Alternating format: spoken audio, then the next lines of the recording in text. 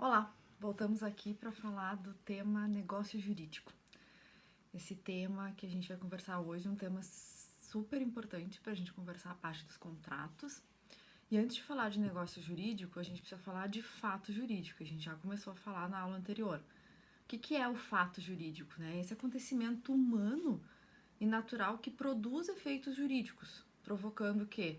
O nascimento, a modificação ou a extinção de uma determinada relação jurídica. Então, o fato jurídico, eu gosto muito do conceito do Pontes, que ele diz que o fato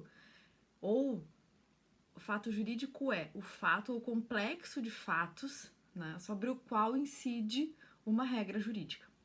O livro base para a gente conversar sobre essa questão do negócio jurídico é o livro do professor Marcos Bernardes de Mello, sobre teoria do fato jurídico. Esse meu livro aqui é uma versão mais antiguinha, mas vocês têm o livro atualizado na minha biblioteca, se tiverem curiosidade.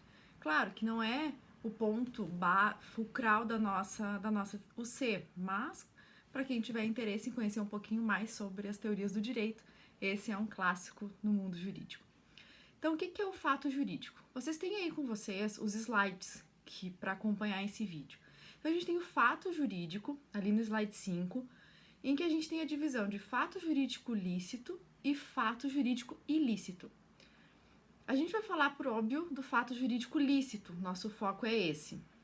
Então, o fato jurídico lícito, ele pode ser dividido em fato jurídico stricto sensu, ato fato jurídico ou ato jurídico lato sensu. O que significa esse negócio aí? O fato jurídico stricto sensu, ele é um fato da natureza ou do animal. Ele não precisa de um ato humano. O ato fato jurídico, ele precisa do ato humano, mas não interessa se essa pessoa teve ou não vontade, não interessa. O que interessa é o meu resultado, indiferentemente da vontade. Já o meu ato jurídico lato sensu, eu preciso da vontade. O elemento nuclear do suporte fáctil é exatamente a exteriorização consciente dessa vontade. E o que nos interessa para tudo isso? Esse fato jurídico stricto sensu, o ato fato jurídico, o ato jurídico lato sensu, nos interessa focar aqui no ato jurídico lato sensu. Por quê? Porque é aqui que está o negócio jurídico. O ato jurídico lato sensu é dividido em ato jurídico stricto sensu e negócio jurídico. Por que eu tô falando de tudo isso? Para vocês entenderem como é que a gente chega para falar de negócio jurídico e dos contratos. O ato jurídico, então, lato sensu, ele opera nessa divisão, stricto sensu e negócio jurídico. O stricto sensu, o ato jurídico stricto sensu, ele opera em razão da lei. Os efeitos são aqueles dados pela lei. Ou seja, a vontade, ela não tem ela não escolhe uma categoria jurídica, razão pela qual essa manifestação de vontade naquele meu ato, ele produz os efeitos que já estão pré-estabelecidos pela norma. Por exemplo, a adoção. Quando eu adoto uma criança ou um adolescente, eu já tenho os efeitos da adoção delimitados no Estatuto da Criança e do Adolescente. Quando eu entro no processo de adoção, eu tenho um procedimento que os efeitos são todos dados pela legislação. Então, o ato de adotar, ele tem efeito da legislação. Ao passo que o negócio jurídico, os efeitos são escolhidos pelas partes. Ou seja, a vontade, ela é manifestada para compor o suporte fático dessa categoria, a sua escolha, visando a obtenção de efeitos que tanto podem ser pré-determinados já pelo sistema, como podem ser organizados livremente por cada uma das partes. E aqui estão os nossos contratos em geral. Claro que nós temos alguns limites legais. Por exemplo, se eu quiser fazer um testamento público, eu tenho que obedecer algumas regras que já estão pré-determinadas pelo sistema jurídico, pela legislação. Então, alguns efeitos. Então, esses efeitos já estão pré-determinados pelo sistema, mas eu posso acrescentar outros e indicar, mas a gente vai fazer um contrato que é o nosso foco aqui, contrato entre particulares. Dependendo da natureza desse contrato, nós já temos requisitos pré-determinados, mas nós podemos também acrescentar outros efeitos de nossa escolha. E para isso, nós temos uns elementos que são elementos de existência, e alguns requisitos que são de validade desse meu negócio jurídico. O que significa dizer isso?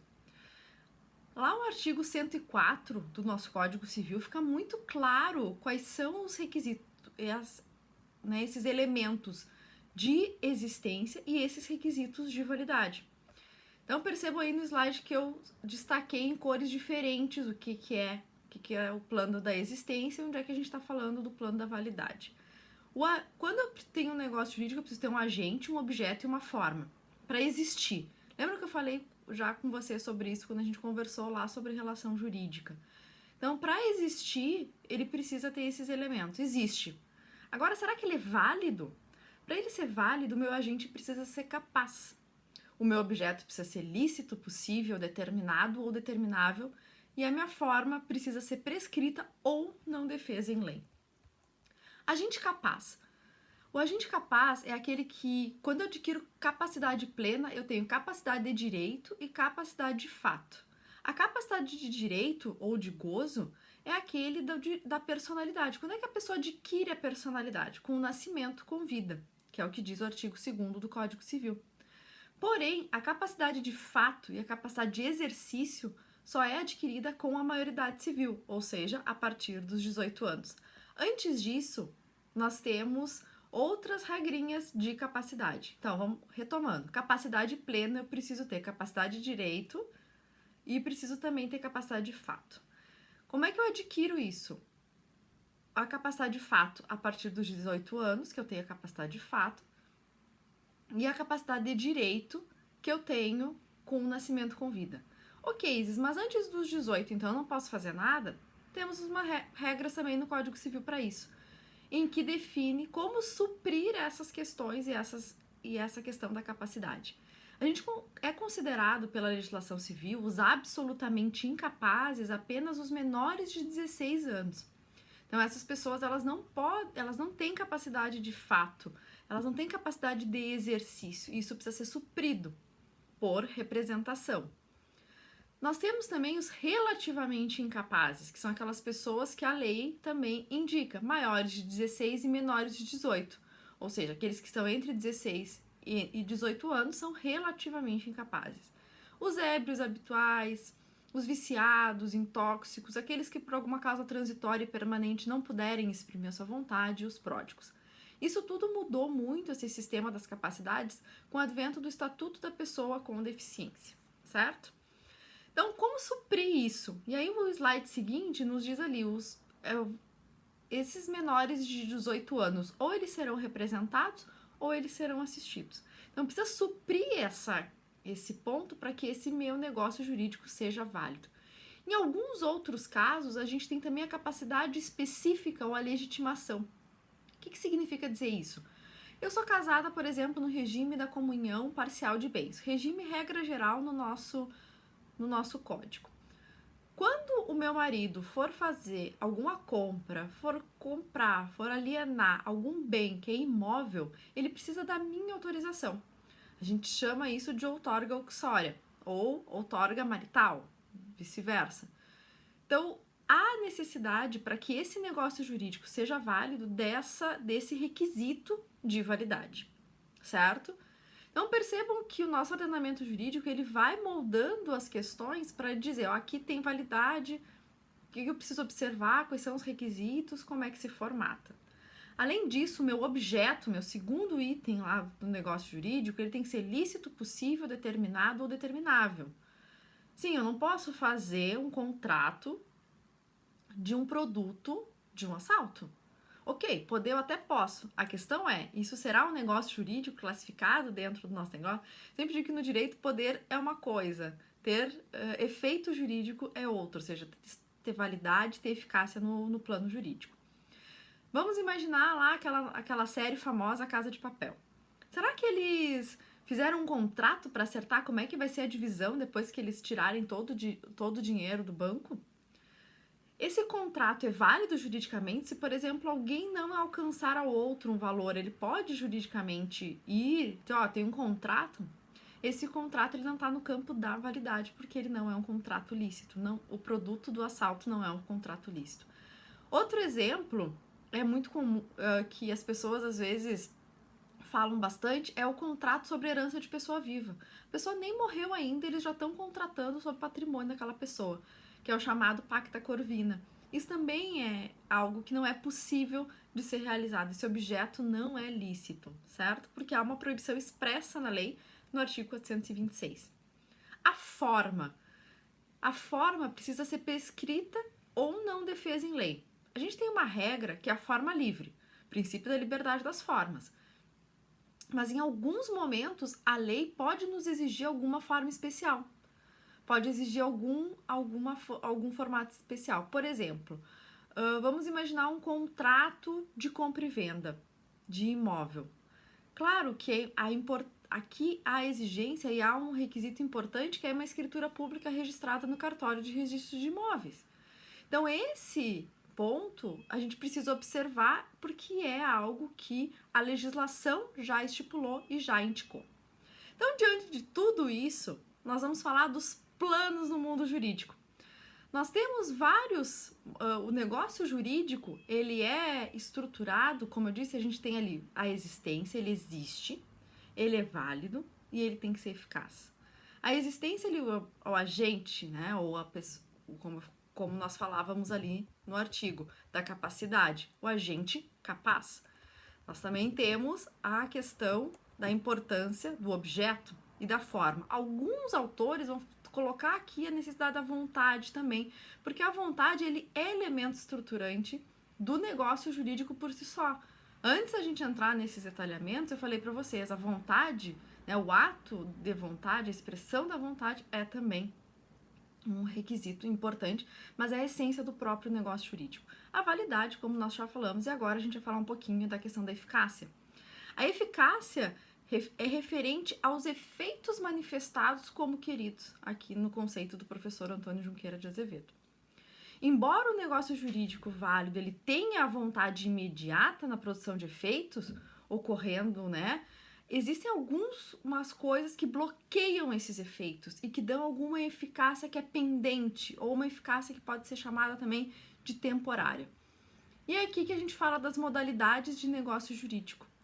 Eu tenho um negócio jurídico que ele pode ser feito com uma condição, é o se, ou seja, há algo que subordina o efeito do negócio jurídico a um evento futuro e incerto, conceito lá do artigo 121 do Código. Vamos pensar no exemplo. Eu pago, né, por um imóvel se me comprovar a regularidade da construção junto à prefeitura. Perceba o meu se, né? Eu pago pelo imóvel, fazer um contrato, se me comprovar. Então, eu ponho uma condição àquele contrato. Outro ponto é o termo, é o quando. Percebam que antes eu estava falando de um evento futuro e incerto, não sei exatamente quando é que vai acontecer. O termo, eu preciso ter um evento futuro e certo. Não é necessariamente uma data específica, mas pode ser, por exemplo, a morte de determinada pessoa. Eu vou te dar determinada casa quando a minha irmã mais velha falecer. Esse é um exemplo de termo. Outro ponto é o encargo, que é o mas. É um ônus assumido pelo beneficiário, é uma restrição que eu coloco naquele meu contrato. Exemplo, eu vou doar o meu livro do professor Marcos Bernardes de Mello para a biblioteca. Eu vou fazer essa doação da biblioteca, toda a minha coleção, todos os 3 livros do professor. Só que eu digo assim, olha só, vou doar isso aqui com o encargo de vocês situarem esses livros num local acessível ao público. Então, eu vou doar, mas vocês vão precisar colocar esses livros num local acessível ao público para que as pessoas possam manusear livremente toda essa coleção. Ok? O outro ponto são os defeitos do negócio jurídico. O que significa isso? Os negócios jurídicos, eles podem ter vícios que maculam a declaração de vontade. E esse meu negócio pode ser, então, anulado. Ele pode sofrer uma anulabilidade. Que defeitos são esses? Que vícios são esses? Nós vamos falar de 3, bem pontuais para vocês poderem entender esse contexto. O erro, que é a falsa representação de uma realidade que influencia a declaração de vontade do agente, mas eu erro sozinho, tá? Mas deve ser um erro que influencia de modo extremamente relevante naquele negócio jurídico. Por exemplo, eu penso que estou contratando um artista plástico, mas na realidade eu estou contratando um simples pintor. Não foi ele que me falou nada, eu errei. Eu entendi por algumas coisas que aquela pessoa era um artista plástico, quando na realidade ele era um pintor de paredes. Esse é um erro.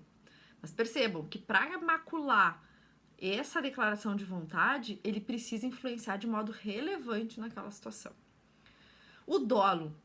O dolo é um erro que é provocado. Eu vou induzir alguém a fazer determinada situação, que também deve influenciar de modo significante e relevante aquele negócio jurídico. O outro é a coação. Ou seja, a vontade ela deixa de ser livre e consciente em função de uma violência, uma ameaça de dano, a qual se constrange alguém a celebrar o negócio jurídico. Por exemplo, você assina isso aqui, senão eu vou matar toda a sua família. Essa é uma ameaça, claro, estou falando aqui dentro de um extremo para vocês entenderem essa imagem, mas existem outras possibilidades, ou seja, mas há necessidade da ameaça de um dano e que isso vai constranger a pessoa a realmente celebrar aquele negócio jurídico. Certo, pessoal? Então hoje a gente encerrou essa parte aqui do negócio jurídico. Qualquer dúvida, vocês têm lá no nosso fórum de dúvidas para postar e a gente fica em contato. Até a próxima aula.